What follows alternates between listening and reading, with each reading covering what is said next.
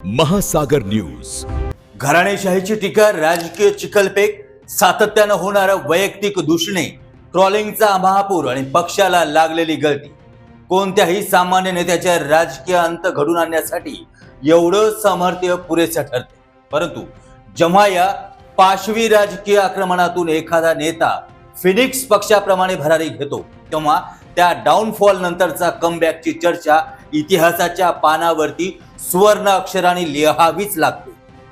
एकेकाळी ज्यांना राजकारणाची फारशी जाण नसलेला नेता म्हणून हिणवलं गेलं, ज्यांच्यावरती सुरुवातीपासून मीडिया ट्रायल आणि ट्रॉलिंगचा आसूड ओढला गेलाय, आज तेच राहुल गांधी भारतीय राजकारणातील सर्वात प्रभावी आणि आक्रमक विरोधी आवाज म्हणून उभे टाकले आहेत. संसदेपासून थेट रस्त्यापर्यंत सत्ताधाऱ्यांना खिंडीत पकडणाऱ्या राहुल गांधीच्या या परिवर्तनामुळे 2029च्या लोकसभा निवडणुकीत भाजपासमोर एक मोठं राजकीय आव्हान उभं राहणार, यात काही शंका नाही. राहुल गांधीच्या राजकीय कारकिर्दीला कलाटणी देणारी सर्वात महत्वाची घटना ठरली ती म्हणजे त्यांनी काढलेली भारत जोडो यात्रा आणि त्यानंतरची भारत जोडो न्याय यात्रा.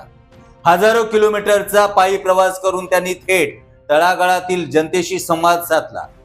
या जनसंवादामुळे त्यांच्यावरती मारले गेलेले शहजादा आणि पप्पू हे प्रतिमात्मक शिक्के पुसले गेले आणि सर्वसामान्य जनतेत त्यांच्याबद्दल एक वेगळा विश्वास निर्माण झालाय.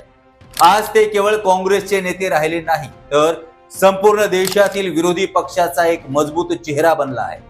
संसदेतील त्यांची भूमिका अत्यंत आक्रमक राहिली आहे. उद्योगपतींचा विषय असो का बेरोजगारी, महागाई, जातनिहाय जनगणना, शेतकरी आंदोलन, लष्कर भरतीची अग्निवीर योजना, नीट घोटाळा आणि राम मंदिर घोटाळा यासारख्या ज्वलंत मुद्द्यांवरती त्यांनी सत्ताधाऱ्यांना थेट धारेवरती धरलं. त्यांच्या या आक्रमक भूमिकेमुळे सत्ताधारी पक्षाला अनेकदा बचावात्मक पवित्रा घ्यावा लागला आहे. गेल्या काही वर्षात सोशल मीडियाच्या ट्रोलिंगचे लक्ष बनलेले राहुल गांधी आज तरुणांमध्ये अत्यंत लोकप्रिय ठरत चालले आहेत. त्यांची संसदेतील भाषणं, युट्यूबवरील अनौपचारिक गप्पांचे व्हिडिओ आणि अचूक टायमिंग साधणारे ट्विट्स यामुळे त्यांचा युथ क्रेजचा आलेख झपाट्याने उंचावला आहे.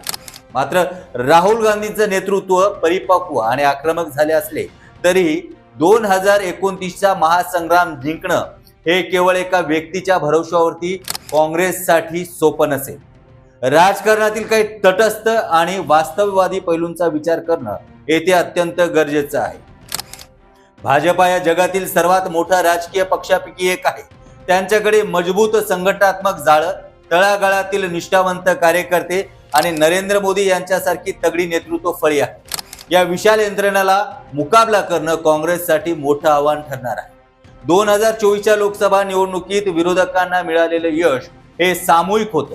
राहुल गांधी कितीही मजबूत झाले तरी ममता बॅनर्जी, अखिलेश यादव, शरद पवार, उद्धव ठाकरे आणि अरविंद केजरीवाल यांच्यासारख्या प्रादेशिक नेत्यांना सोबत घेतल्याशिवाय भाजपाला आव्हान देणं अशक्य आहे.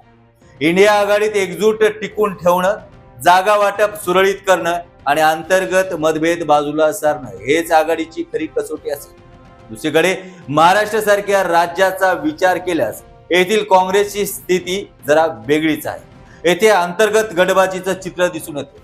विजय वडेट्टीवार गट असो अथवा नाना पटोले गट असो, येथील काँग्रेस अनेकदा वेगवेगळ्या दिशांना खेचली जाते. नीट किंवा टीईटी पेपर फुटी सारख्या मुद्द्यांवरती राहुल गांधी राष्ट्रीय स्तरावरती रान उठवत असताना राज्य पातळीवरती काँग्रेसचे नेतृत्व अनेकदा सुस्तावलेलं दिसतंय. राज्यात विरोधी पक्षनेता कोण हा प्रश्न पडतो आणि सत्ताधाऱ्यांना एकटे उद्धव ठाकरे जाब विचारत असतात. अशा वेळी एकट्या राहुल गांधींच्या भरोशावरती देश चालवण्याचं स्वप्न आणि देश बदलवण्याचं स्वप्न पाहणाऱ्यांनी तळागाळातील संघटन मजबूत करण्याची गरज आहे.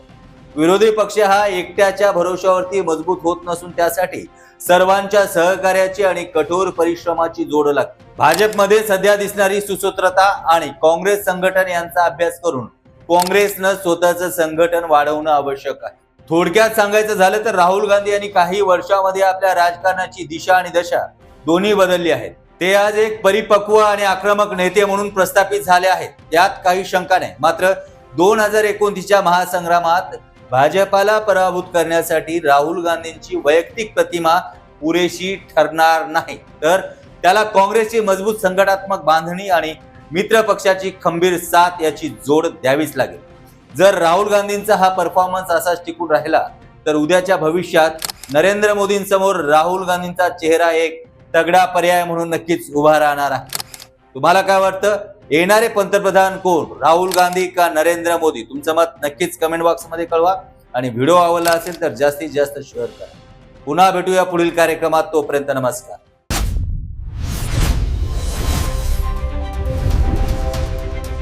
महासागर न्यूज.